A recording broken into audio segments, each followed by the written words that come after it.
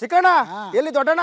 ಅಳ್ಳಾಳ್ಸಂದ್ರ ಆ? ಅಳ್ಳಾಳ್ಸಂದ್ರ ಅಳಾಳ್ಸಂದ್ರ. ನಿಮ್ದು ಊರ್ ಅಳಾಳ್ಸಂದ್ರನಾ? ಅಳ್ಳಾಳ್ಸಂದ್ರ. ನೀವು ರೈತರ ಏನು? ರೈತರೇನೆ. ಇಲ್ಲ ಹೋರಾಟಗಾರರ? ಓ ಈ ರೈತರೇ ನಮ್ ಜಮೀನ್ ನಮ್ಗೆ ಇರ್ಲಿ. ಎಷ್ಟು ಜಮೀನು ನಿಮ್ದು? ಒಂದ್ 2 ಎಕರೆ ಅದೇ. ಹೇಳಿ, ಏನ್ ಬೆಳಿತಿದ್ರಾ? ರೇಷ್ಮೆ ರೇಷ್ಮೆ ರೇಷ್ಮೆ ಬೆಳಿತಿದ್ದೀರಾ?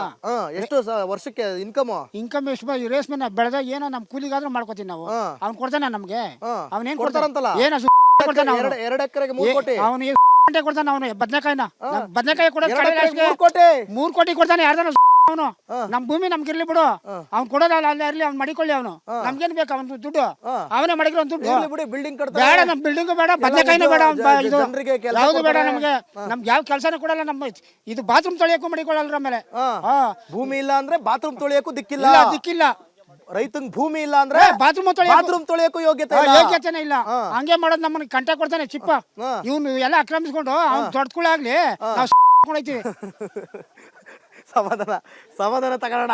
ಅಲ್ಲ ಕಾರಣ ಮಾಡ್ತಾರದೆಲ್ಲ. ನಮ್ಗೇನ್ ರೈತರ ತಕ್ಕ ಬಂದ್ರೆ ಇದೇ ಹೊರಡಿಸ್ಕೊಳ್ಳೋದು, ನಮ್ಗೇನು ಬೇಜಾರಿಲ್ಲ. ಹಂಗಲ್ಲಣ್ಣ, ನಮ್ ಭೂಮಿ ಕಿತ್ಕೊಳಕ್ ಅವನ ಯಾರು? ಅವನ ಅಪ್ಪಂದೆ.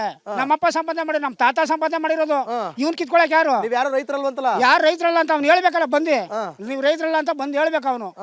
ಎಲ್ಲ ಇದ್ದೀವಿ ಬಂದು ನಮ್ ಜಮೀನು ಆಕ್ರಮಿಸ್ಕೊಳಕ್ ಅವನೇನು ಅವ್ರ ಅಪ್ಪ ಸಂಪಾದನೆ ಮಾಡಿದ್ನೆ. ಹಂಗೆ ಸರಿ, ಮತ್ ಬಿಡೋಲ್ಲ ಹಂಗಾರೆ ನೀವು? ಯಾಕೆ ಬಿಟ್ಬಿಟ್ಟು ನೋಡಿದೀವಿ ಅವ್ನಿಗೆ. 2 ಎಕರೆಗೆ 10 ಕೋಟಿ ಕೊಟ್ರು. 10 ಕೋಟಿ ಎಲ್ಲ ಹೊಡಿಯೋದು ಅವ್ನಿಗೆ. ವಾ, ಹಂಗೆ.